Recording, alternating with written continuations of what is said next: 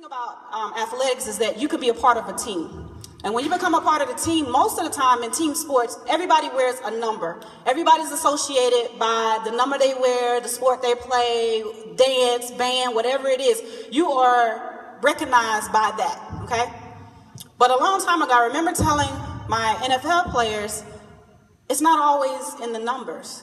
Because unless you understand identity, you understand who you are, you understand who God created you to be, sports means nothing. Because guess what? One day you're going to wake up and you can't play that sport anymore. And when you wake up and you can't play that sport anymore, what are you going to do? Because you've always been associated by that number, by that sport, by whatever the people address you as. Oh, that's such and such, such. Oh, she a cheerleader. Oh, that's Darren. He played football. Oh, that's you play softball. But people really don't get to know you when you're an athlete because all they're worried about is the sport or the gift or the talent that you have. And everybody's calling your name and everybody wants to do something with you. And then later on you'll get colleges and universities that will come after you and all they want you to do is play for their team. Why? Because they need you in order to make sales. And they need the sales in order to make money. And if money is not made, athletics has no purpose. Even on the high school level. That's why you have coaches that fight over athletes all the time because it's all about making money. It's all about having my name on an athlete that I helped send to a university. It's all about how many victories can I win with my name on it. And a lot of times you guys take the brunt end of it because you get so wrapped up in the day-to-day of I'm an athlete, I'm an athlete, I'm an athlete, I'm an athlete. And that is fantastic. But what happens when you're no longer an athlete?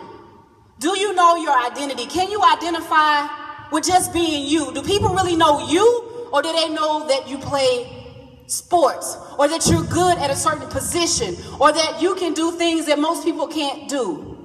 Anybody feel me on that? Come on. All right, William Shakespeare. Anybody heard of William Shakespeare? Mm-hmm. So this one thing be true. You have to be true to your own self. And a lot of us don't know how to be true to our own self because we don't know who we are. Our true identity and who God created us to be has not opened up for us. And the reason it has not opened up for us because we never asked God, who am I? Because we have allowed people, we have allowed family members, we have allowed coaches, we have allowed friends, we have allowed social media, we have allowed media, we have allowed everything but God to tell us who we really are. Genesis 1:27. I gotta start studying y'all Bibles. So God created humans in his image. In the image of God, he created them. He created them male and female. Genesis 1:27. In the beginning, he's telling you, I created you in my likeness and in my image. That's what you was created in. Yes, you came from your mom and your dad. They got together and here you are. But God created you in his likeness and in his image. He created. That was a whole purpose.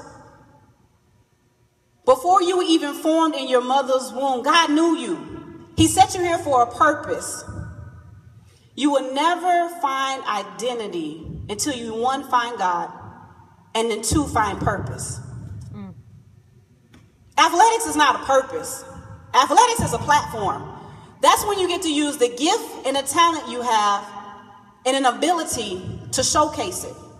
I taught in May, gift and talent equals service. Service equals credibility. Credibility equals influence.